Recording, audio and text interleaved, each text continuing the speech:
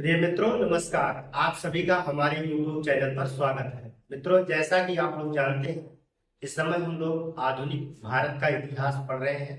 आधुनिक भारत के इतिहास में वैसे देखा जाए तो आज ये मेरा पहला वीडियो है। इस पहले वीडियो के माध्यम से हम आपको बताएंगे कि भारत में आधुनिक समय में वो कौन से राज्य थे जो उभर के आए थे, नए राज्य। तो उन्हीं नए राज्यों के बारे में हम लोग चर्चा करेंगे कि नए राज्य किस तरीके से केंद्रीय सत्ता या मुगल सत्ता से स्वतंत्र हुए थे।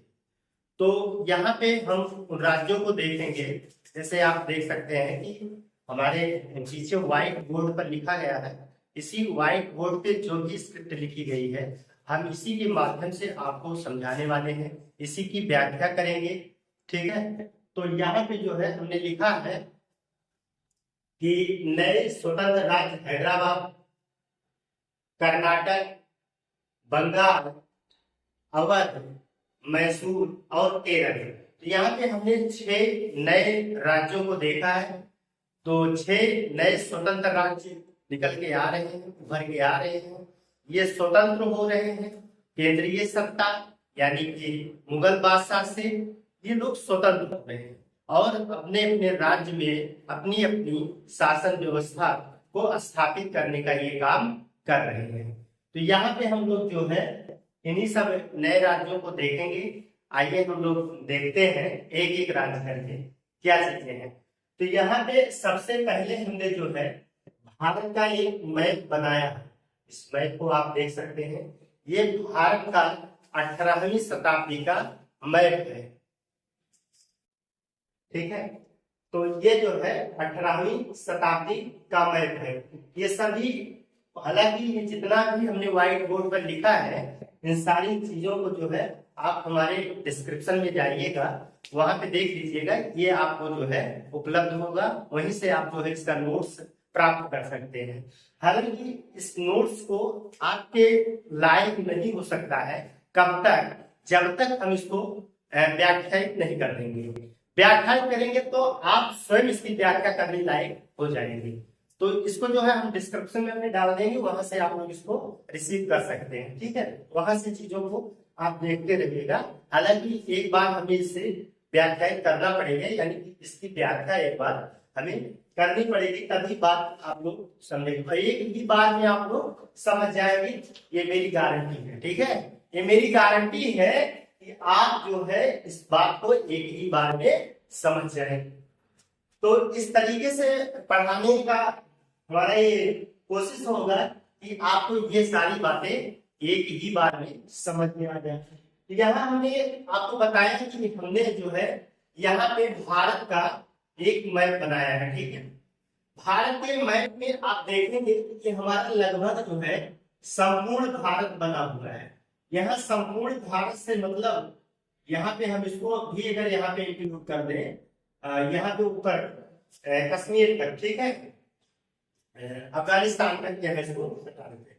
तो कहने का मतलब संपूर्ण भारत का मतलब जिसकी बात आज की जा रही है अखंड भारत। ठीक है। तो अखंड भारत में हमने जो है यहाँ बांग्लादेश और पाकिस्तान को इंक्लूड कर दिया, यानी कि शामिल कर दिया है। नहीं तो हमारा अखंड भारत था। ठीक है। जिसकी आज हो अल्लाह हो रही है, लोग उड़ा रहे हैं, मतलब देखिएगा। तो यही अखंड भारत है।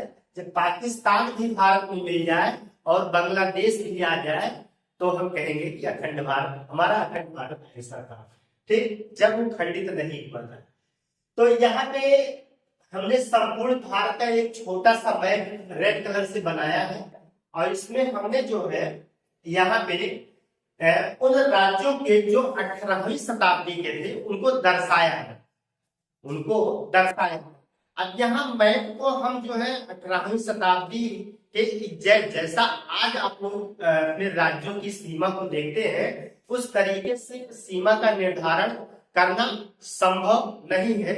इसलिए संभव नहीं है क्योंकि इस समय 18वीं शताब्दी में जो छोटे छोटे राज्य हुआ करते थे वो एक दूसरे से संघर्षरत रहते थे और इस संघर्ष की दशा में जो है उनके जो बॉर्डर होते थे उनकी जो सीमाएं होती थी वो सीमाएं लगातार परिवर्तनशील होती थी। यानी कि आप देखेंगे कि एक राज्य दूसरे राज्य की क्षेत्र को जीत रहा है, दूसरा राज्य तीसरे राज्य की क्षेत्र को जीत रहा है, तो ऐसे में किसी एक राज्य की सीमा का निर्धारण करना संभव नहीं होगा, यानी कि असंभव रहेगा। तो हमने जो है केवल यहाँ पर जो है इनको एक संकेत या एक काल्पनिक रेखाओं के माध्यम से, जो हम देख रहे हैं आप कट करके हमने बनाया है, यहाँ पे एक कटिंग करके बनाया है, तो इसका मतलब ये हुआ कि इनकी सीमाएं जो है निर्धारित नहीं थी आज की तरह। तो इनको जो है हमने कट करके बनाया है और इसका मतलब है कि ये सीमाएं घट बढ़ रही है। आप यहाँ तक क्लियर हो गए होंगे। तो यहाँ पे देखिए, तो सबसे पहले देखिए यहाँ पे हमने जो बनाया है एक, यहाँ पे हमने नंबर 1 लिखा है, ठीक है। नंबर 1 का मतलब है कि सबसे पहले हम इसी को पढ़ने वाले हैं। और यहाँ जो राज्य है उस राज्य का नाम क्या है? हैदराबाद। कौन सा राज्य है? तो हैदराबाद सबसे पहले जो है। और यहाँ पे आप मान लीजिए, यहाँ पे आपकी केंद्रीय सत्ता यानी कि मुगल साम्राज्य का जो केंद्र है यहीं पे स्थित है, यानी कि दिल्ली, यानी कि दिल्ली में है, ठीक। तो दिल्ली में यहाँ मुगल बादशाह है, सारे स्टेट्स उसके हमने दर्शाए हैं। जैसे कुछ स्टेट्स अगर यहाँ नहीं है तो यहाँ आप मान चलिए ये मराठा वाला क्षेत्र है, इसको मराठा जान लीजिएगा। हैदराबाद तो ये है, ये मैसूर है, ये केरल है, ये कर्नाटक है, यहाँ पूरा बंगाल है। बंगाल आप देख रहे हैं, ये पूरा क्षेत्र बंगाल है। अभी ये हमारा अवध है, अवध है, हमने यहाँ देखिए अवध को लिखा है।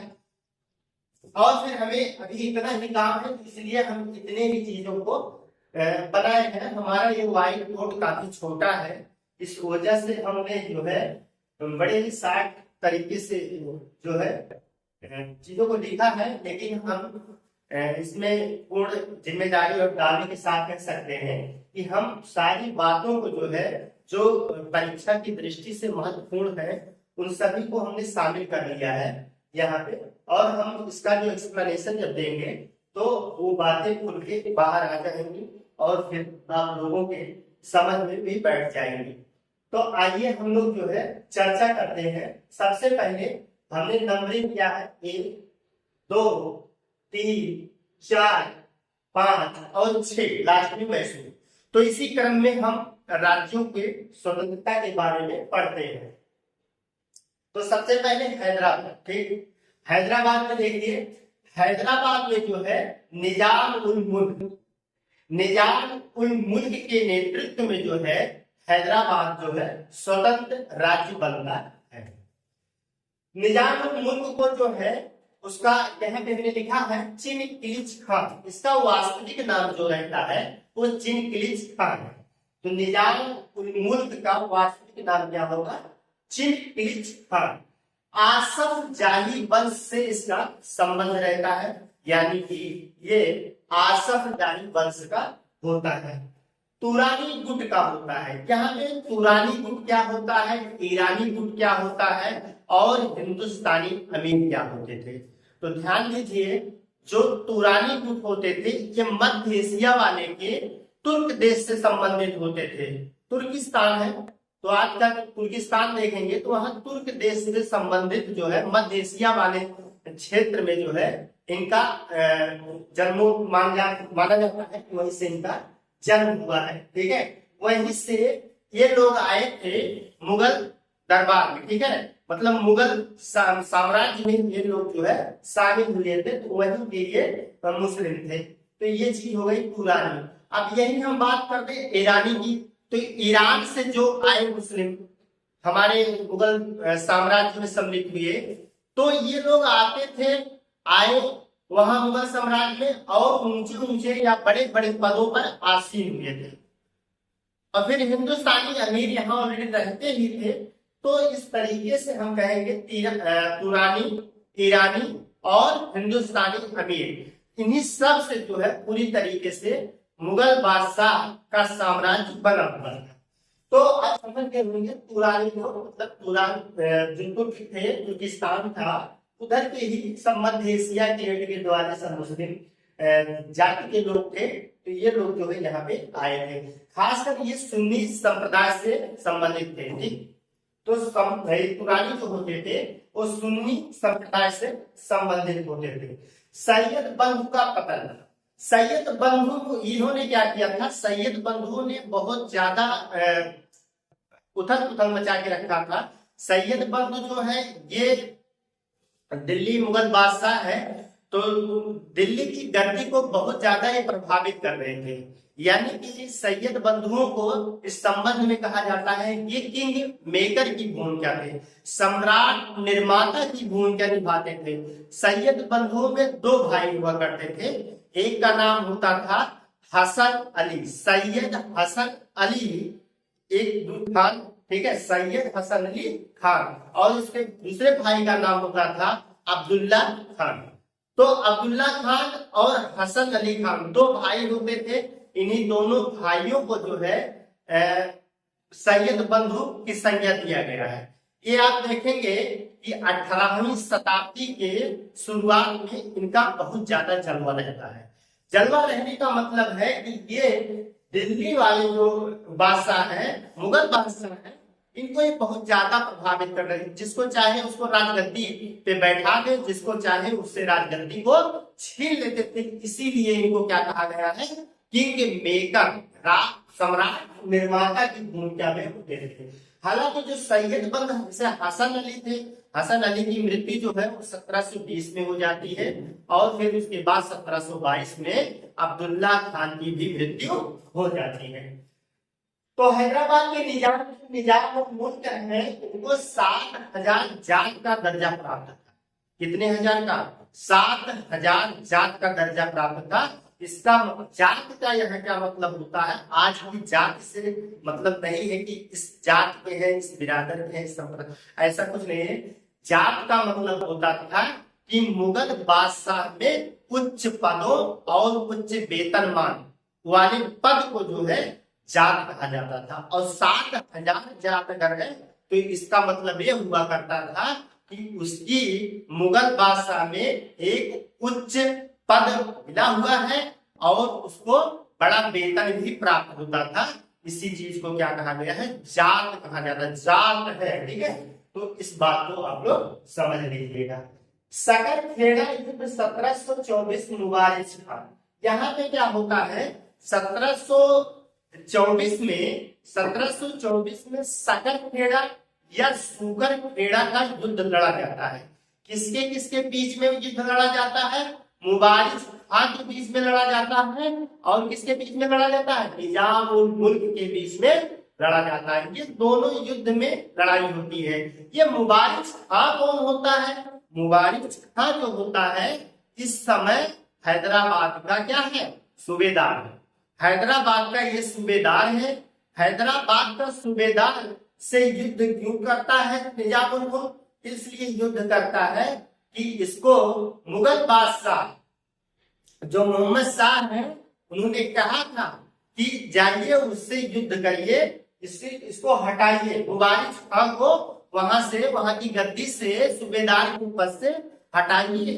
चूंकि यह मुगल बादशाह की बातों को अवहेलना करता था, यानी कि मुगल बादशाह मोहम्मद शाह की बातों को नेग्लेक्ट करता था, उसकी बात को नहीं मानते थे। इसीलिए जो है मुबारिज खान को यहाँ पे पराजित करता है सुगरखेड़ा के युद्ध में 1724 में। और सुगरखेड़ा के युद्ध में मुबारिज खान क्या हो जाते हैं, ये पराजित हो जाते हैं। ठीक, यहाँ पे फिर इसके बाद सूबेदार उसको बनाया जाता है, तो सूबेदार बन जाते हैं निजाम उल मुल्क। ठीक है, निजाम उल मुल्क जो है उसको सूबेदार बना दिया जाता है। जब सूबेदार बनता है तो ये अपनी वित्तीय और राजनीतिक स्थिति को काफी सुदृढ़ करता है, वित्त को नियंत्रण में ले आता है और राजनीतिक स्थिति को भी काफी सुदृढ़ करने का प्रयास करता है। ठीक, इसलिए जो है अपने दरबार में जहांगीरदारी प्रथा को जो है, जागीरदारी प्रथा को यह चालू करता है। इस प्रथा को चालू करता है तो जागीरदार मतलब जागीर बांटता था।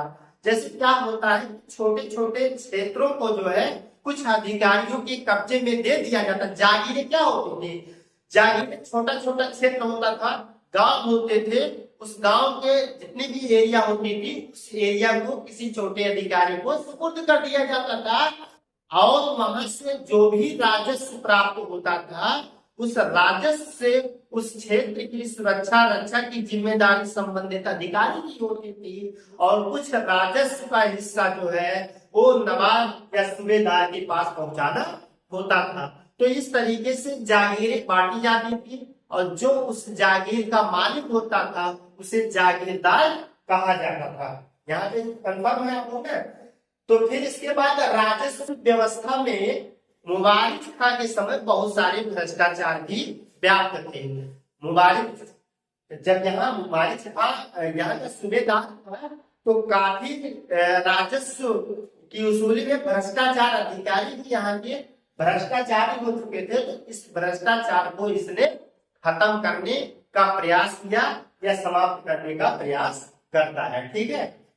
इसके बाद हिंदुओं के प्रति जो है निजाम उल मुल्क हिंदुओं के प्रति कैसा व्यवहार करता है कि ये उदारता का व्यवहार। उदारता का इसका परिचय कैसे मिलता है, कैसे हम समझेंगे कि इसने उदारता का व्यवहार किया है, क्योंकि पूरनचंद नामक व्यक्ति को इसने अपना दीवान बना के रखा था। ठीक, तो दीवान बनाया था।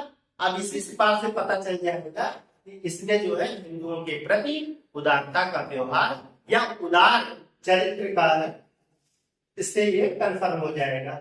हैदराबाद के लास्ट में आप देखेंगे कि हैदराबाद में जो है हैदराबाद की क्या स्थिति होती है। फिर जब इसकी मृत्यु हो जाती है, इसकी निजाम उल मुल्क चिनकिलिच खां, जब चिनकिलिच खां मर जाता है या उसकी मृत्यु हो जाती है, तो हैदराबाद में गद्दी को लेकर के, सिंहासन को लेकर के जो है आंतरिक संघर्ष उत्पन्न हो जाता है। तो आंतरिक संघर्ष यहाँ पे उत्पन्न हुआ, और उसी का एक सब स्टेट था, हैदराबाद का ही एक सूबा था, छोटा सूबा था कर्नाटक। कर्नाटक के प्रश्न पर भी जो है वहां को मच जाती है।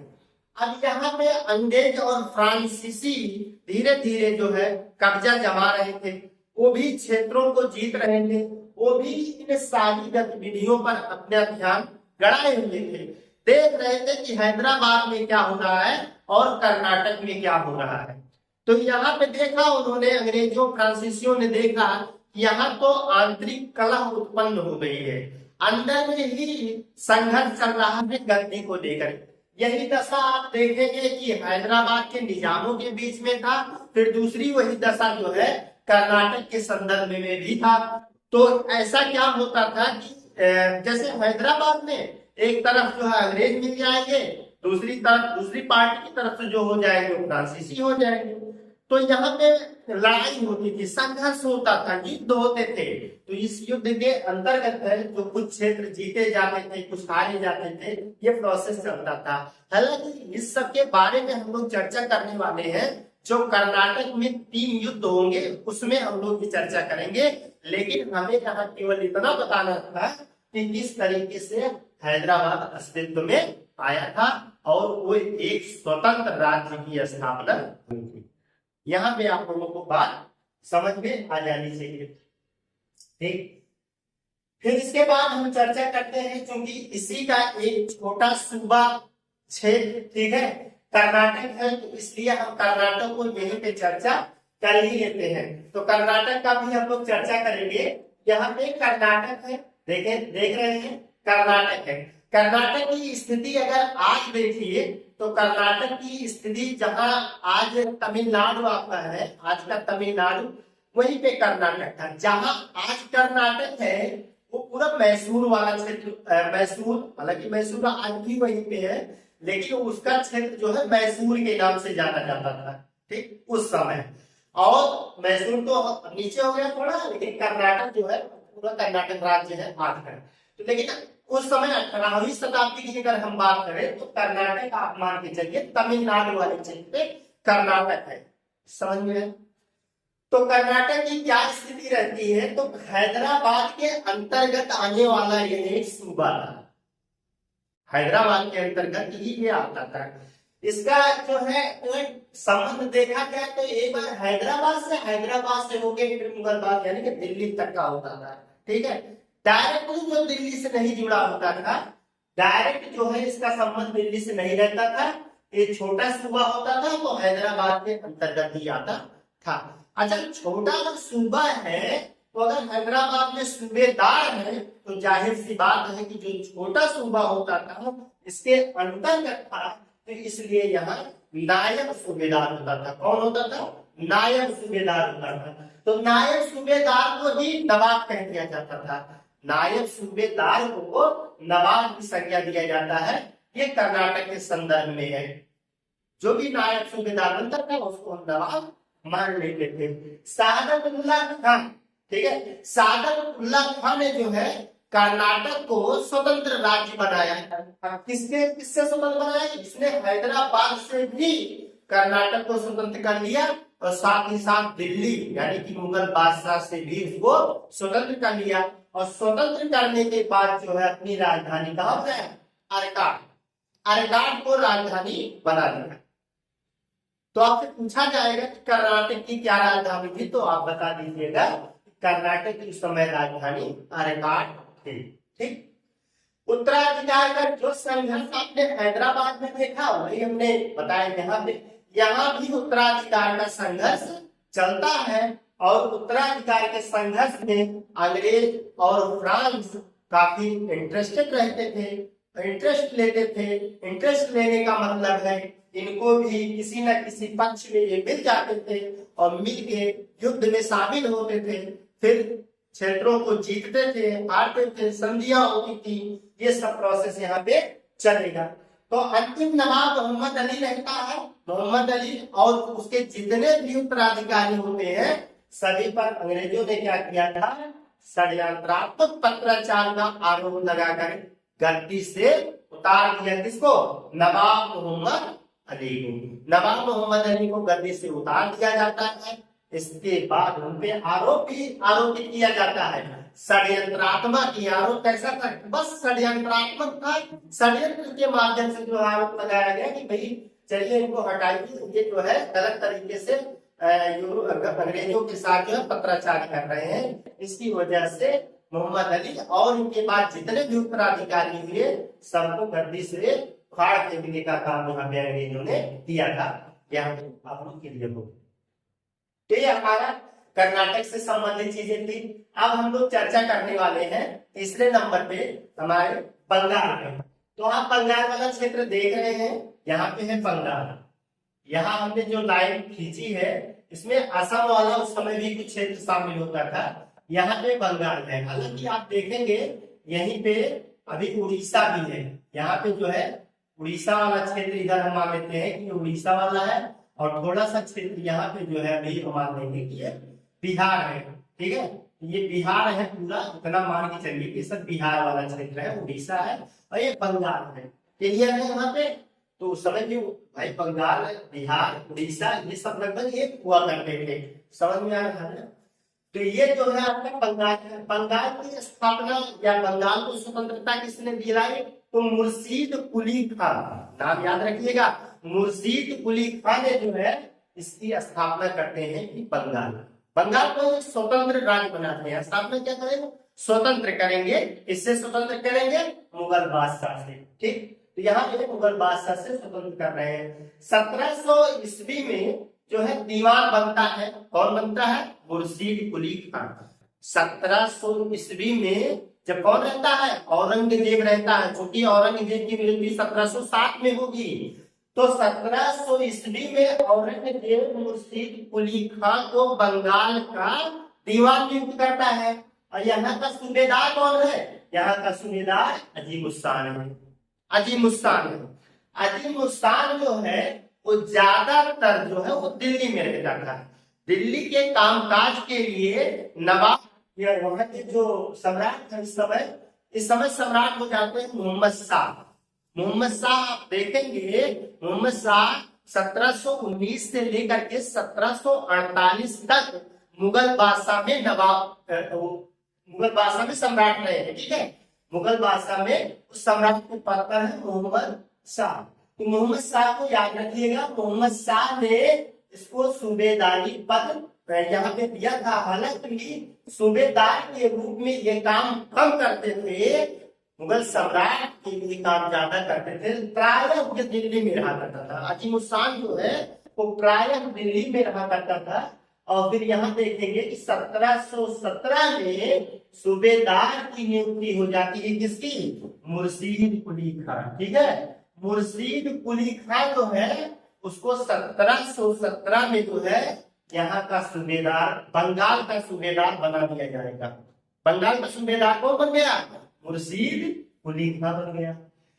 अब मुर्शीद कुली खान जैसे ही बंगाल का सूबेदार बनता है तो यहाँ विद्रोह होता है। 3 बड़े विद्रोह हो जाते हैं इसके खिलाफ। तो पहला विद्रोह जो है वो सीताराम राय, उदय नारायण और मोहम्मद गुलाम के द्वारा कर दिया जाता है। इस विद्रोह का जो है इसने दमन कर दिया मुर्शीद कुली खान। दूसरा भी विद्रोह सुजात खां करता है, आप देख रहे हैं सुजात खां है। सुजात खां भी जो है दूसरा विद्रोह करता है। इसके बाद जो है तीसरा नजात खां भी जो है विद्रोह करता है। इन सारे विद्रोहों को मुर्शीद कुली खां क्या करता है? दमन कर देता है, दबा देता है। ठीक है, और मुर्शीद कुली खां की एक महत्वपूर्ण विशेषता ये रहती है, इसने राजधानी को, बंगाल की राजधानी को ढाका से मुर्शिदाबाद स्थानांतरित कर दिया। राजधानी कहाँ थी? ढाका। ढाका से कहाँ ले आया? मुर्शिदाबाद ले आया। तो ये भी प्रश्न पूछा जाता है, इस प्रश्न पे आप लोग ध्यान दीजिएगा कि ढाका से मुर्शिदाबाद राजधानी किसने बनाई थी। तो ये जो है आप लोगों के लिए सबसे ज्यादा महत्वपूर्ण हो जाएगा। इसने क्या किया? प्रशासनिक व्यवस्था को बहुत सुदृढ़ बनाया, प्रशासनिक व्यवस्था को अपने सुदृढ़ बनाया और वित्तीय नियंत्रण स्थापित किया। यानी कि वित्त के लिए इसने क्या क्या किया? खालसा भूमि में परिवर्तन, बहुत सारी जागीरें जो प्रदान की गई थी। ध्यान दीजिए, जो भी जागीरें हैं, जो बहुत ज्यादा जागीरें जागीरदारों को दी गई थी राजस्व के मामले में, वो राजस्व उठाते थे, वहां का संरक्षण करते थे, वहां की व्यवस्था को देखते थे उस क्षेत्र की। तो उसने क्या किया? मुर्शीद कुली खान ने उन सारी जागीरों को, लगभग जो जमीनें थी, सभी को नहीं कह सकते हैं, लेकिन बहुत ज्यादा मात्रा में जो है जमीनों को प्रत्यक्ष रूप से अपने कब्जे में ले लिया। किसने ले लिया? मुर्शीद कुली खान ने लिया। और जो जमीनें सीधे नवाब के संपर्क में होती हैं, नवाब के अधीनस्थ होती हैं, उसी चीज को खालसा भूमि कहा जाता है। ऐसा भूमि क्षेत्र जो प्रत्यक्ष रूप से नवाब के नियंत्रण में होती है, उसे क्या कहा जाएगा? खालसा भूमि कहा जाता था। तो बहुत सारी भूमियों को इसने किसमें परिवर्तन कर दिया था? खालसा भूमि में परिवर्तित कर दिया था, नई इजारेदारी व्यवस्था को। और इसको परिवर्तित करने के बाद जो है इसने इजारेदारी प्रथा को चालू किया। नया इजारेदारी प्रथा मतलब एक तरीके का ठेकेदारी प्रथा चालू किया। इसने जो है ठेकेदार देने शुरू किया, बोली लगाने वाले को उस क्षेत्र की जिम्मेदारी दिया जाता था और वहां से राजस्व वसूला जाता था। इस व्यवस्था को इसने यहाँ पे चालू किया। कौन चालू किया? तो आप देखिए मुर्शीद कुली खान ने ऐसा किया था। फिर मुर्शीद कुली खान की 1727 में आप देखेंगे मृत्यु हो जाएगी। मृत्यु होने के बाद उसका भतीजा या दामाद, ठीक है, भतीजा ही दामाद हो गया। वो सुजाउद्दीन नाम से जो है गद्दी पे बैठता है, हालांकि कुछ कर नहीं पाता है। इसके बाद जो है सरफराज बंगाल का नवाब बनेगा। सरफराज जैसे ही बंगाल का नवाब बनता है, इसके नवाब 1739 में नवाब बनता है। 1740 में आप देखेंगे इसको गिरिया के युद्ध का सामना करना पड़ेगा। और ये युद्ध कौन कर देता है? नायब सूबेदार अलीवर्दी खान। कहाँ का नायब सूबेदार है? बिहार का। बिहार का नायब सूबेदार अलीवर्दी खान सरफराज पर गिरिया के मैदान 1740 में आक्रमण कर देता है। और यहाँ पे सरफराज को क्या होना पड़ता है? पराजित तो होना पड़ता है, मतलब इसको मार डालता है। इस युद्ध में सरफराज मारा जाता है। और मारे जाने के बाद जो है यहाँ पे बंगाल का नवाब अलीवर्दी खान बन जाता है। बंगाल का नवाब अलीवर्दी खान हो गया। अब अलीवर्दी खान के सामने भी समस्याएं, क्या समस्याएं थी? अब देखेंगे आप पूरे बंगाल में जो है अलीवर्दी खान का कब्जा हो गया, अचानक बंगाल का नवाब हो गया है। अब इसको मराठों का भय सता रहा है, ठीक है, इसको मराठों का डर सता रहा है कि मराठे कभी भी इस पे आक्रमण कर सकते हैं। इसलिए ये जो है 1751 में मराठों से एक संधि करेगा। मराठों से संधि करेगा रघुजी भोसले। यहाँ मराठा सरदार जो है तो रघुजी भोसले हैं। रघुजी भोसले से अलीवर्दी खान एक संधि करेगा। संधि की क्या शर्तें हैं? भोसले की, रघुजी भोसले की क्या शर्तें हैं, यानी कि क्या इनको प्राप्त होता है? इनको कहते हैं हाँ भाई हम आप पे अटैक नहीं करेंगे, हम आप पे आक्रमण नहीं करेंगे, हम आपके क्षेत्र पे आक्रमण नहीं करेंगे, बस चाहिए क्या इनको? ये कह रहे हैं कि हमको उड़ीसा का एक बड़ा क्षेत्र दे दो, उड़ीसा वाले में से कुछ क्षेत्र हमें दे दीजिए, वो भी बड़ा क्षेत्र दे दीजिए, और कुछ चौथ भी अदा कर दीजिए, चौथ कर, ठीक है, टैक्स भी हमको दे दिए तो हम आपके क्षेत्र में अटैक नहीं करेंगे। समझ गए? तो जी हाँ, यहाँ पे संधि में जो है क्या होता है, यहाँ पे रघुजी भोसले को उड़ीसा का बड़ा क्षेत्र मिलता है और चौथ भी प्राप्त होता है। चौथ क्या होता है? चौथ मराठा सरदारों के द्वारा लगाया जाने वाला एक प्रकार का कर था, टैक्स था। ये उस क्षेत्र पे लगाते थे जहां पे जिस क्षेत्र की ये सुरक्षा की जिम्मेदारी लेते थे, सुरक्षा के बदले जो है इसको यहाँ पे टैक्स लगाया जाता था। इस चीज को आप लोग जानते रहिएगा। तो इसलिए जो है अब यहाँ से कुछ इसको राहत मिल गई, किसको? अलीवर्दी खान, अलीवर्दी खान को राहत मिला। यूरोपियों को रोकना था। अब यहाँ यूरोपी भी कलकत्ता वाले क्षेत्र में आ चुके थे। ये भी जो है आप देखेंगे कि टाइम 1751 के बाद लगभग है।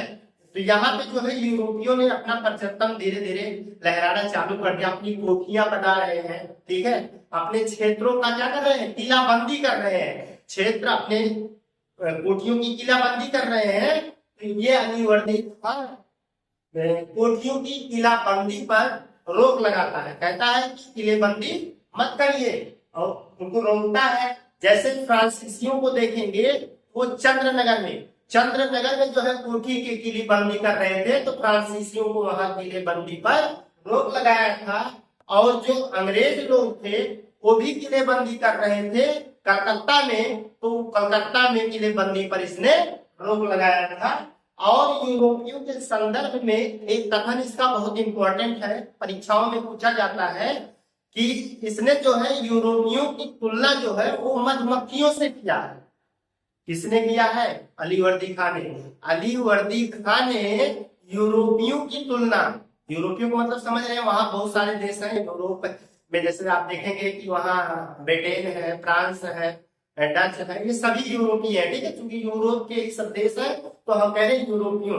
तो यूरोपियों की तुलना जो है इसने किससे किया है? मधुमक्खियों से किया है। कहा है कि जब तक यूरोपियों को ना छेड़ा जाए तब तक ये शहद देंगी, और अगर इन्हें छेड़ा जाए एक काट कर मार डालेंगे। इसको नोट कर लीजिएगा, क्योंकि यहाँ पे कम थोड़ा सा स्पेस था इसलिए हमने लिखा नहीं, तो इसको आप लोग लिख सकते हैं कि अलीवर्दी खान ने यूरोपियों के संदर्भ में कहा है कि ये मधुमक्खियों के समान है, अगर इनको छेड़ा ना जाए तो ये शहद देंगी, अगर इनको छेड़ा जाए तो ये काट कर मार डालेंगे। ठीक है, इस चीज को आप लोग इसके कथन को नोट कर लीजिएगा। इसके बाद 1756 में अलीवर्दी खान की मृत्यु हो जाएगी और फिर उसका दौहित्र का मतलब क्या होता है? पुत्री का पुत्र सिराजुद्दौला नवाब बनेगा। दौहित्र का मतलब पुत्री का पुत्र जो है सिराजुद्दौला नवाब बनता है। और सिराजुद्दौला जिस समय नवाब बनता है उस समय आंतरिक कलह बहुत बढ़ जाती है, आंतरिक कलह बहुत तेज हो जाती है, आंतरिक संघर्ष हालांकि अभी चालू नहीं होता है, लेकिन अंदर ही अंदर सिराजुद्दौला के खिलाफ जो है वो षड्यंत्र चलता रहता है। षड्यंत्र करने वाले में कौन कौन शामिल है? घसीटी बेगम। घसीटी बेगम कौन है? वो सिराजुद्दौला की मौसी है। सिराजुद्दौला की मौसी कौन है? घसीटी में बेगम है। शौकत जंग भी है। शौकत जंग कौन है? ये नवाब है पूर्णिया का। पूर्णिया का नवाब है, पूर्णिया बिहार में है, ठीक है, आज भी है। तो यहाँ का नवाब शौकत जंग भी इस षड्यंत्र में शामिल है। और सबसे बड़ा षड्यंत्रकारी कौन है? मीर जाफर है। मीर जाफर तो सबसे बड़ा षड्यंत्रकारी है। मीर जाफर जो है सिराजुद्दौला का मुख्य सेनापति ही है। तो ये सभी इसके षड्यंत्र में है। ठीक, ये सोच रहे हैं कि किसी तरीके से सिराजुद्दौला की नवाबी को बर्खास्त कर दिया जाए। अंग्रेज भी इस ताक में लगे हुए हैं। अंग्रेजों को चूंकि इसने जो है कोई तवज्जो ज्यादा नहीं दिया, इस वजह से अंग्रेज लगातार जो है इनके विरोधियों से मिल रहे हैं और मिलने पे जो है षड्यंत्र में शामिल हो रहे हैं। इसी तरीके से एक युद्ध की स्थिति उत्पन्न करा रहे हैं। तो पलासी का युद्ध यहाँ पे हो जाता है। किसका युद्ध हो जाएगा? तो पलासी का युद्ध जो है हो जाएगा। और पलासी का युद्ध 1757 में हो जाता है। जिसमें क्या होता है? जिसमें केवल बस धोखे से सिराजुद्दौला की हार हो जाती है। ये चूंकि धोखा ही होता है, ये वास्तविक हार नहीं माना जाएगा। सब धोखे से सिराजुद्दौला की हार हो जाती है। अंग्रेजों को इसमें क्या मिलता है? अंग्रेजों को बहुत सारे उपहार जो है यहाँ से मिलते हैं। बहुत से सारे उपहार जो है वो बंगाल से प्राप्त होता है और सिराजुद्दौला यहाँ से भाग जाता है। ठीक है, इसको भाग जाएगा फिर इसकी मृत्यु हो जाएगी। तो यहाँ पे देखेंगे कि मीर जाफर युद्ध में युद्ध हो गया। युद्ध के पहले हम लोग ये घटना यहाँ पे आप लोगों को और बताना चाहेंगे। यहाँ पे एक घटना ब्लैक होल की भी घटना है। इस घटना को भी थोड़ा सुन लीजिए आप लोग। ब्लैक होल की घटना घटित होती है। कहा जाता है कि सिराजुद्दौला ने जो है वो 20 जून 1756 यानी कि प्लासी युद्ध के पहले 20 जून 1756 जून का महीना है। 20 जून है तो जून का महीना है। और जून के महीने में क्या होता है? बहुत ज्यादा गर्मी होता है। गर्मी होता है तो 146 अंग्रेजों को एक छोटे से कमरे में क्या कर देता है? बंद कर देता है सिराजुद्दौला। तो अगली सुबह जब उस कमरे को खोला जाता है तो उसमें मात्र 23 लोग जीवित मिलते हैं। और उस जीवित में हार्वेल है। हार्वेल ने इसी सारी घटना का जिक्र किया है। हालांकि इतिहास में इस चीज का कोई प्रमाण नहीं मिलता है, सिराजुद्दौला ही ऐसा करवाया था। लेकिन अब हार्वेल जो है वो जिंदा था। उसने अपनी डायरी में लिखा कि ऐसे ऐसे सिराजुद्दौला ने किया था कि कमरे में बंद किया, जिसमें से 146 लोगों को उसने बंद किया था। 23 लोग जिंदा मिले थे। तो ये ब्लैक होल की घटना कहलाती है। हालांकि ये जो है कलंकित करने वाली घटना है, फिलहाल इतिहास में मिलता है, इसलिए हम लोग इसका जिक्र करते हैं। ठीक है, तो इसको अलग से जो है आप लोग वहां साइड में नोट कर लीजिएगा। 146 अंग्रेज थे, 23 जिंदा बचे थे। छोटा सा कमरा था। ठीक, तो प्लासी के युद्ध में क्या होता है? प्लासी के युद्ध में सिराजुद्दौला की हार होती है और मीर जाफर को क्या बनाया जाता है? नवाब बनाया जाता है। मीर जाफर को नवाब बनाया जाता है। मीर जाफर 1757 से लेकर के 1760 तक के नवाब रहता है बंगाल। मीर जाफर जो है ये नवाब बन जाता है और इसी को जो है क्लाइव की गीदड़ भी, इतिहासकारों ने इसे क्लाइव की गीदड़ की संज्ञा दी है। क्लाइव में गीदड़ की संज्ञा इतिहासकारों ने किसे दिया है? तो मीर जाफर को जो है इस प्रकार की संज्ञा दिया है। तो मीर जाफर का पुतली है एकदम किसका? अंग्रेजों का, क्लाइव। ठीक है, अंग्रेज क्लाइव, यहाँ पे क्लाइव है, क्लाइव ही सेनापति है, समझ लीजिए वही कर रहा है। तो क्लाइव जो है तो यहाँ पे बहुत सारे लास्ट में युद्ध हो जाता है तो पहाड़ वगैरह को पाता है। ठीक है, इसके बाद इतना धन संपदा इसको प्राप्त होती है अंग्रेजों को यहाँ से, लेकिन इनकी भूख मिटती नहीं है। अंग्रेजों की धन संपदा से कोई भूख मिट्टी नहीं है। ये लोग अपने डिमांड को और बढ़ाए जा रहे थे। किसके समक्ष? मीर जाफर के समक्ष। तो मीर जाफर से और ठीक है, इस तरीके से खूब डिमांड चल रही थी। तंग आ गया मीर जाफर। मीर जाफर तंग आ गया और तंग आकर के जो है जब देखा कि अब उनको कुछ नहीं मिल रहा था उससे, अब मिलने वाला भी नहीं था, मीर जाफर एकदम तैयार ही नहीं था, नहीं दे सकता था, खजाना कहां से देगा, नहीं दे सकता। तो मीर जाफर को क्या कर दिया गया? पद से, उसको नवाब के पद से अंग्रेजों ने हटा दिया और फिर उसी के दामाद मीर कासिम को जो है बंगाल का नवाब बना दिया। मीर कासिम जो है बंगाल का नवाब बनेगा 1760 से लेकर 1763 तक नवाब बनेगा। हालांकि खुददार है, ये थोड़ा सा उससे बेहतर काम करेगा। तो इसने क्या किया? सबसे पहले अपनी राजधानी को चेंज कर दिया, मुर्शिदाबाद से मुंगेर को राजधानी ट्रांसफर कर दिया। क्योंकि मुर्शिदाबाद कलकत्ता के करीब रहता था और वहां से अंग्रेजों का ज्यादा हस्तक्षेप रहता था, इसलिए अपनी राजधानी को थोड़ा दूर मुंगेर में स्थापित कर दिया। तो किसने अपनी राजधानी को मुर्शिदाबाद से मुंगेर स्थापित किया था? तो मीर कासिम ने किया था। इस चीज को आप याद रखिएगा। फिर इसके बाद युद्ध, ठीक है, आप देखेंगे षड्यंत्रकारी वजहों से, इससे भी वही डिमांड, मीर कासिम से भी अंग्रेजों की वही डिमांड। उनको तो धन संपदा चाहिए, हर न्याय में ही धन संपदा यही सब उनको चाहिए। तो ये भी डिमांड करते रहे, बहुत सारे डिमांड किया, पर इसने जो है मतलब अब नहीं दे सकता। इस स्थिति में आकर के इसको उसके पद से हटा दिया जाता है। मीर कासिम को भी नवाबगिरी छीन ली जाती है और पुनः मीर जाफर को नवाब बना दिया जाता है। फिर से मीर जाफर को नवाब बनाया जाएगा और फिर मीर जाफर की फिर वही दशा, उससे भी डिमांड। अब डिमांड की स्थिति ना होते हुए अब इसको भी खला, मीर कासिम को भी खला। तो मीर कासिम ने क्या किया? मीर कासिम जो है अवध के नवाब शुजाउद्दौला से मिला और मुगल सम्राट शाह आलम द्वितीय से मिला। तो इसने जो है एक संयुक्त सेना तैयार करवाई मीर कासिम की, क्योंकि इसको पद से हटा दिया गया नवाब के पद से।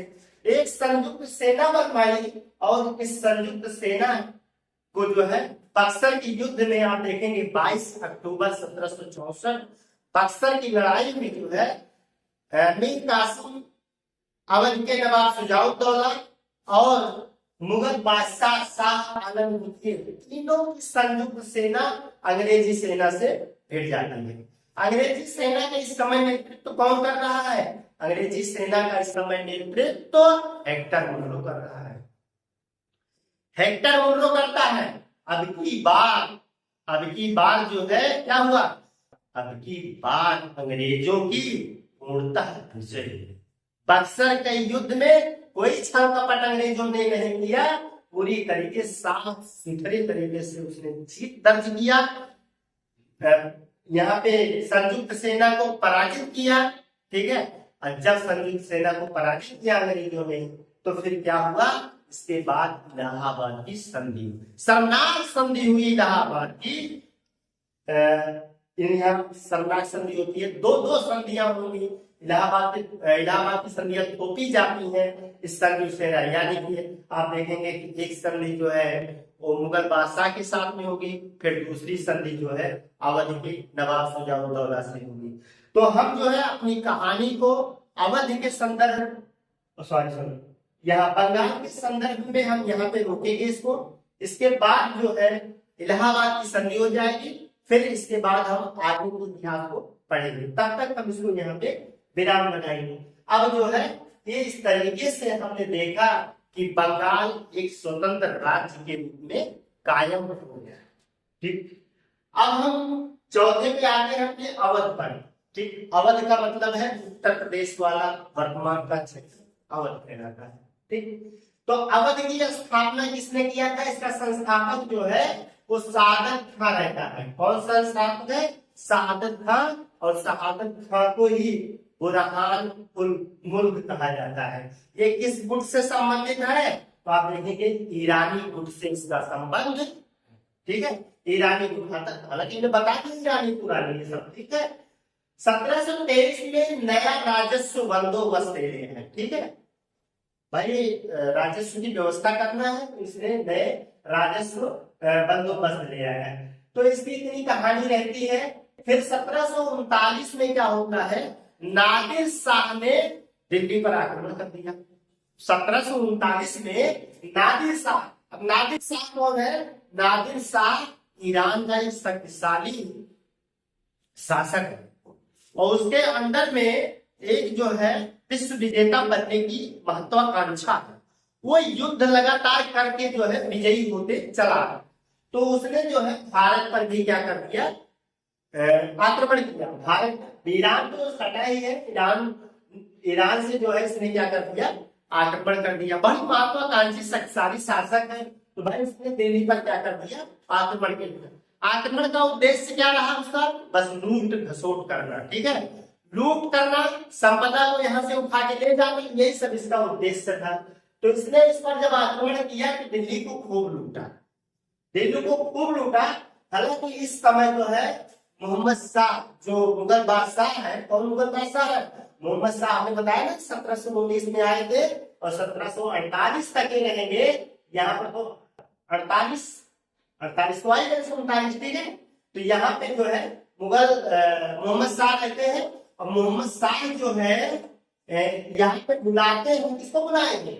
ये यहाँ पे सादत खां को बुलाएंगे, ठीक है। सादत खां को बुलाते हैं कि भाई आप मेरा आगे मदद करिए, क्योंकि नादिर शाह ने मेरे ऊपर आक्रमण कर दिया। सादत खां जाता भी है, ठीक है, जाता है और उसकी मदद भी करेंगे, ठीक है। ये चीजें यहाँ पे हो जाएंगी। तो इसको आप लोग यहाँ पे याद रखेंगे, महत्वपूर्ण चीजें हो गई।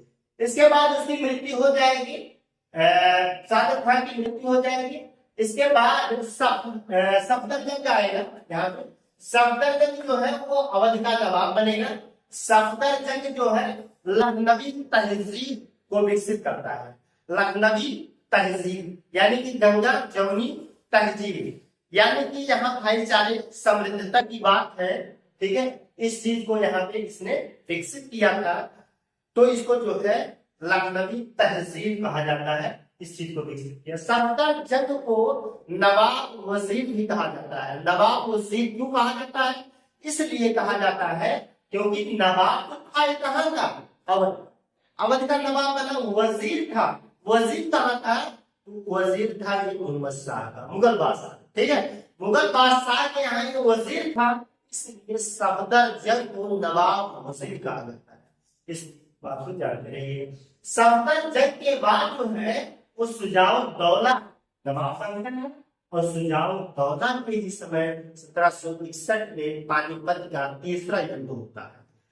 पानीपत के युद्ध में सुजाउद्दौला लड़ता है। इसने ही शाह आलम द्वितीय को जो है वो शरण भी दिया था, आपने देखा था, ठीक। तो ये शाह आलम द्वितीय को शरण भी देंगे, तो इस चीज को भी जानते रहिएगा। सुजाउद्दौला, और सुजाउद्दौला अवध के नवाब है, वही मीर कासिम का भी साथ देंगे, जैसा कि हमने यहाँ बताया था। तो वो भी जो है उस संयुक्त सेना में जो बक्सर की लड़ाई हो रही है उसमें शामिल होंगे। और यहाँ फिर जो शाह आलम द्वितीय है वो भी शामिल रहेंगे, ठीक है। इस बात को भी आप जानते रहिए, करेक्ट करते रहिए सब बात को। फिर इसके बाद सुजाउद्दौला के बाद अस्फुद्दौला, अस्फुद्दौला क्या बनेगा? नवाब बनता है। अस्फुद्दौला कहाँ का नवाब बनेगा? अवध का नवाब बनेगा। और अस्फुद्दौला ने क्या किया था? राजधानी को चेंज कर दिया। राजधानी पहले फैजाबाद थी, फैजाबाद से इसने लखनऊ बनाया। आज भी हमारी राजधानी उत्तर प्रदेश की लखनऊ ही है, ठीक है। तो इसने ही फैजाबाद से राजधानी कहाँ बना दिया? लखनऊ बनाया। तो किसने बनाया? अस्फुद्दौला। लखनऊ में एक बड़ा इमाम बाड़ा है, उस बड़े इमाम बाड़े का निर्माण कार्य कराने का श्रेय जो है अस्फुद्दौला को मिलता है। यानी कि बड़े इमाम बाड़े का निर्माण किसने करवाया? तो अस्फुद्दौला कराया। तो इसके बाद फिर अस्फुद्दौला के बाद वाजिद अली शाह, वाजिद अली शाह अवध का अंतिम नवाब बनता है। कौन बनेगा? वाजिद अली शाह। वाजिद अली शाह अवध का नवाब, अंतिम नवाब बनेगा। और इसके राज्य को आउटरम, जो एक अधिकारी है, अंग्रेज अधिकारी है आउटरम, आउटरम की गलत रिपोर्ट के आधार पे डलहौजी 1856 में इसके राज्य को अंग्रेजी या ब्रिटिश साम्राज्य में दिया गया। अंग्रेजी साम्राज्य में इसने 1856 में कुशासन का आरोप लगाया था आउटरम ने। ठीक है, आउटरम ने जो है अपनी रिपोर्ट में कहा ये कुशासन है, शासन सही ढंग से चल नहीं पा रहा है, कुशासन का आरोप लगाया वाजिद अली शाह पे। और फिर इसके आधार पर जो है उसको ब्रिटिश साम्राज्य में मिला लिया डलहौजी ने। इस समय जो है डलहौजी जो है वो गवर्नर जनरल बने। ठीक है, इस चीज को तो यहाँ पे हम अब अवध को रोकेंगे। यहाँ पे पूरी तरीके से 1856 अवध का विलय ब्रिटिश साम्राज्य में कर लिया गया है। तो ये पूरी कहानी रही अवध का स्वतंत्र होना एक राज्य के रूप में, किससे? मुगल सत्ता से। ठीक, अब इसके बाद हम लोग चर्चा करेंगे केरल पे। अब यहाँ आइए केरल। ठीक है, आप देख रहे हैं कि केरल वाला क्षेत्र है। ठीक है, केरल वाला क्षेत्र है, तो केरल को हमने यहाँ दिखाया है इस कलर से। ठीक है, जो हमारे कलर है उस कलर को हमने इस तरीके से डिजाइन किया है ताकि बीच में कोई चीज इधर की उधर ना हो पाए। ठीक है, तो इसको हमने देखिए ब्लू से दिखाया, ब्लैक से दिखाया, फिर ब्लू से दिखाया। तो जो ब्लू वाली ये अवध से संबंधित है, पूरा बंगाल से संबंधित है, हैदराबाद से संबंधित है, कर्नाटक से है, केरल से है, और ये मैसूर से संबंधित है। कोई कंफ्यूजन ना हो, क्योंकि हमारा एक व्हाइट बोर्ड काफी छोटा है, तो इसलिए जो है सारी समस्याएं आ रही है। आप लोग समझने का प्रयास करिए इस बात को। तो हालांकि कोई दिक्कत नहीं होनी चाहिए, हम जो है इसको बढ़िया से बता रहे हैं, तो एक्सप्लेन कर रहे हैं। तो आप लोग कृपया करके कमेंट में जरूर बताइए कि हमारा एक्सप्लेनेशन आपको कैसा लग रहा है। फाइनली जब आप ये कमेंट करके तो बताएंगे, और भी कोई संशोधन करने वाली बात होगी तो आप उसे भी बताइए। हम जो है अच्छा कुछ बेहतर करने का एक प्रयास करेंगे। यहाँ भी जो है आप लोग हमारी मदद कर सकते हैं, तो करिएगा भी। आप जो है केवल कमेंट के माध्यम से आप बताते रहिएगा कि हमें और कौन से सुधार की जरूरत है। तो आइए हम लोग जो है केरल पे चर्चा करते हैं। देखिए केरल किस तरीके से स्वतंत्र होता है यहाँ से। ठीक है, हालांकि आप देखेंगे कि 18वीं सदी में केरल में 4 राज्य रहते हैं। ठीक है, केरल पूरी तरीके से 4 राज्यों में विभक्त है। तो 4 राज्य कौन कौन से हैं? तो आप देखेंगे कालीकट है, चिरक्कल है, कोचीन है और त्रावणकोर। 4 छोटे छोटे। केरल अपने आप में आज एक स्टेट है, लेकिन उस समय 18वीं शताब्दी की अगर आप बात करें तो ये 4 राज्यों में विभक्त था। कौन कौन है? कालीकट है, चिरक्कल है, कोचीन है और त्रावणकोर है। तो 4 राज्यों में विभक्त है। त्रावणकोर के जो राजा थे, देखिए ये जो कालीकट, चिरक्कल ये सब था, ये सब मैसूर राज्य में मिला दिया जाता है। लेकिन ये वाला जो है त्रावणकोर, त्रावणकोर के राजा महाराजा कौन थे? वो मार्तंड वर्मा थे। मार्तंड वर्मा के जो है काफी सशक्त राजा थे, शक्तिशाली थे। ठीक है, मार्तंड वर्मा जो है उन्होंने 1741 में डचों को पराजित कर दिया। और जब इन्होंने डचों को पराजित किया तो इनका जनता ने इनके ऊपर बहुत ज्यादा विश्वास कर लिया और उनका महाराजा एक सशक्त महाराजा इनको घोषित कर दिया। ठीक है, तो इन्होंने डचों को हराया था 1741 में। मार्तंड वर्मा ने अपनी सेना का जो संगठन किया यूरोपीय मॉडल में किया, थोड़ा आधुनिकता आ गई है। तो इन लोग भारतीयों में भी नागरिकता आ रही है, आधुनिक तरीके से वो देख रहे हैं इस तरीके से फ्रांस वाले, पुर्तगाली या अंग्रेज किस तरीके से अपने सैनिक को प्रशिक्षित कर रहे हैं, संगठित कर रहे हैं, उसी तरीके से अब भारतीय भी करने का प्रयास कर रहे हैं और कर भी रहे हैं। तो यूरोपीय मॉडल में अपने सेना को ये लोग तैयार करते हैं मार्तंड वर्मा जी। ठीक है, इन्होंने सिंचाई व्यवस्था को बहुत सुदृढ़ बनाया, दुरुस्त किया। नहर, बहुत सारी नहरों का निर्माण इन्होंने सिंचाई व्यवस्था अगर सिंचाई व्यवस्था रहेगी तो कृषि होगा और कृषि से इनको राजस्व प्राप्त होगा, ऐसा इनका विचार था। विदेशों से ये व्यापार करने में माहिर थे मार्तंड वर्मा, यानी कि इनके ताल्लुकात जो है विदेशों से रहा करते थे, व्यापार सीधे विदेशों से किया करते थे। क्योंकि आप देख रहे हैं कि तटीय क्षेत्र है, तो तटीय क्षेत्र से व्यापार करना आसान ही था। फिर इसके बाद इनके जो भतीजे होते हैं तिरुनल राम वर्मा, इनका पूरा नाम कार्तिक तिरुनल राम वर्मा रहता है, ये वहां के राजा बनते हैं त्रावणकोर के, ठीक है, त्रावणकोर के राजा बनेंगे। तिरुनल राम वर्मा जो है ये काफी विद्वान व्यक्ति है, ये कवि भी है, संगीतज्ञ भी है, अभिनेता है। इसके साथ ही साथ इनको अंग्रेजी बोलने का बहुत ज्यादा मतलब धारा प्रवाह अंग्रेजी बोल सकते हैं, ठीक है, बहुत तेजी से अंग्रेजी बोलते थे, पढ़ते थे। यहाँ तक कि ये मद्रास, बंबई और बंगाल, ठीक है, इस सभी क्षेत्रों से जो अंग्रेजी के पेपर होते थे, अंग्रेजी के अखबार होते थे, उसको ये बहुत ही धारा प्रवाह तरीके से पढ़ते थे, यानी कि अंग्रेजी का इनको बहुत ज्यादा जानकारी था। तिरुनल राम वर्मा। मलयालम साहित्य का विकास बहुत तेजी से हुआ यहाँ पे इस समय, ठीक है, इनके समय में मलयालम साहित्य का विकास जो है बहुत तेजी से होता है। आप देखेंगे कि इस समय राजधानी जो है त्रिवेंद्रम को बनाया गया, त्रिवेंद्रम इनकी राजधानी, त्रावणकोर की राजधानी त्रिवेंद्रम थी, और त्रिवेंद्रम जो थी उस समय संस्कृत विद्वानों का गढ़ माना जाता था। क्या माना जाता था? संस्कृत विद्वानों का गढ़ माना जाता था, और महान संस्कृत विद्वान कुंचन नंबियार यहीं से संबंधित थे, ठीक है। तो महान कवि जो थे वो कुंचन नंबियार का संबंध त्रावणकोर या त्रिवेंद्रम से था, ठीक है। तो ये बातें जो है आप लोग मार्तंड वर्मा के बारे में। आइए अब हम जो है लास्ट में हम लोग चर्चा करने वाले हैं आपके मैसूर के बारे में, ठीक है। मैसूर आप देख ही रहे हैं कि हम साथ यहाँ पे चर्चा करेंगे। मैसूर में आप देखिए तो मैसूर यहाँ है, कर्नाटक के दक्षिणी छोर पे जो है, वर्तमान कर्नाटक जो है वहीं के दक्षिणी छोर पे जो है वो मैसूर है। हालांकि मैसूर इस समय यहाँ है, तो मैसूर को आप देख रहे हैं दक्षिण भारत में एक मैसूर जो है स्टेट है, राज्य है हो रहा है। तो मैसूर कैसे उभरा, मैसूर कैसे आया? तो 1565 में तालीकोटा या इसी को राजसी तांगड़ी का बहुत बड़ी घटना है, बहुत बड़ा युद्ध माना जाता है। क्योंकि 1565 में जो ये युद्ध राजसी तांगड़ी या तालीकोटा का युद्ध हुआ था, ये विजयनगर साम्राज्य का छिन्न भिन्न कर दिया। ये युद्ध किससे हुआ था? तो दक्कन सल्तनत, मतलब दक्कन सल्तनत में मुस्लिमों ने जो है, मुस्लिम जो राजा महाराजा थे वो लोग संगठित होकर के इसकी विजयनगर साम्राज्य के खिलाफ जो है इन्होंने युद्ध को किया था, ठीक है।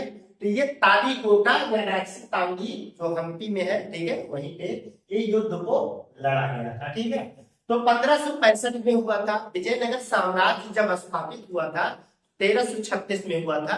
विजयनगर साम्राज्य की स्थापना मध्यकालीन इतिहास पर होते थे।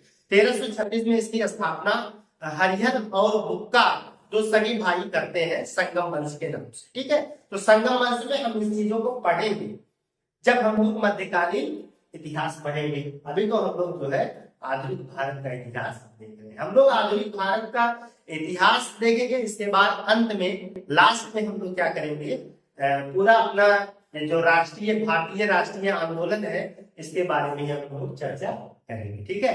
पूरा राष्ट्रीय आंदोलन खत्म हो जाएगा, इसके बाद जो है हम लोग जो है मध्यकालीन भारत, और फाइनली जो है लास्ट में एकदम हम लोग जो है प्राचीन इतिहास पढ़ने का काम करेंगे। क्योंकि इसका इम्पोर्टेंस जो है, महत्व जो है परीक्षाओं में काफी ज्यादा रहता है, इसीलिए जो है हम लोगों ने सबसे पहले इसको पढ़ने का उत्साह आया है, ठीक है, ये किया है, पहले इसको पढ़ लिया जाए।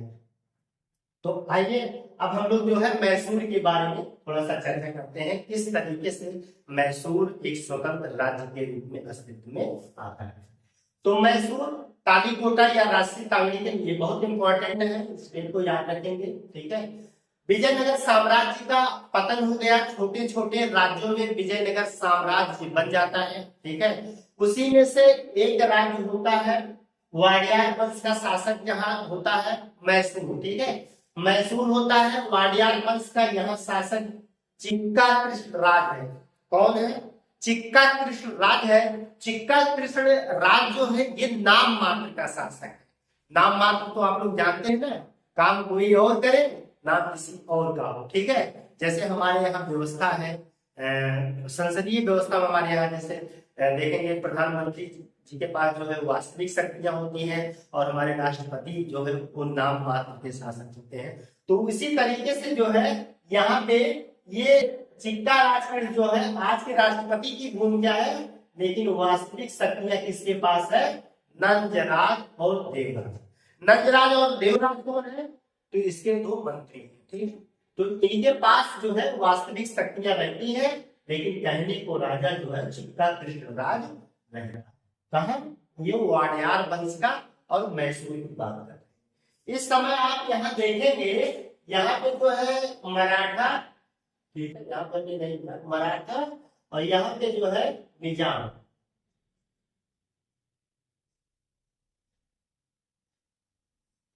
निजाम, ठीक है, मराठा और निजाम। मराठा लगातार जो है यहाँ पे आक्रमण कर रहे थे। इनकी शक्तियां, यहाँ की शक्तियां ना बढ़ने पाए या इनके क्षेत्रों पे कब्जा करने के लिए मराठे लगातार मैसूर पर आक्रमण कर रहे थे। साथ ही साथ निजाम, हैदराबाद के निजाम इसलिए यहाँ पे आक्रमण कर रहे थे, ये कह रहे थे कि ये मुगल बादशाह या मुगल का ये अधिकार है यहाँ पे, ठीक है, मुगल साम्राज्य के अंतर्गत मैसूर आता है, इसलिए के बराबर इसमें अटैक कर। बड़ी विषम परिस्थिति है इस समय। चिक्का कृष्ण राज, ठीक है, ये शासक है। इन्हीं की जो सेना है, इसी सेना में एक अधिकारी, एक छोटे से अधिकारी सेना के रूप में जो है वो हैदर अली की एंट्री होती है। हैदर अली उनकी सेना में शामिल हो जाता है। लेकिन हैदर अली क्या है? बड़ा ही वीर है, कुशल प्रशासक है, योद्धा है, ठीक है, विद्वान है, शक्तिशाली है, बहुत ही चालाक, ऐसा भी कह सकते हैं। ये सारी चीजें इससे विद्वान है। हैदर अली के जन्म की बात करें तो इसका जन्म जो है वो 1722 में होता है, कोलार, मैसूर में, कोलार में जो है इसका जन्म होता है।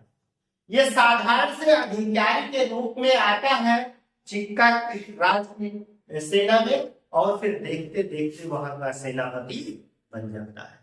हैदर अली सेनापति बन जाता है, और सेनापति बनने के बाद जो है 1755 में डिंडीगुल जो एक क्षेत्र है मैसूर के अंतर्गत, वहां का इसे फौजदार नियुक्त कर दिया, फौजदार बनाया जाता है। और डिंडीगुल में शस्त्रागार की स्थापना, यहाँ पे जो है शस्त्रागार की स्थापना करते हैं। किसकी मदद से? फ्रांसीसियों की मदद से।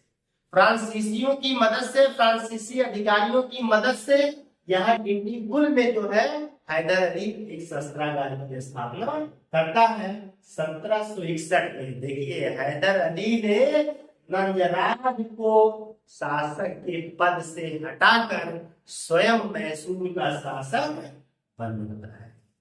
मैसूर का शासक बनने के बाद हैदर अली, आप देखेंगे कि वहां आंग्ल मैसूर युद्ध स्टार्ट होगा, और आंग्ल मैसूर युद्ध, 4 आंग्ल मैसूर युद्ध हालांकि लड़े जाएंगे, जिसमें दूसरे वाले युद्ध में जो हैदर अली की मृत्यु हो जाएगी 1782।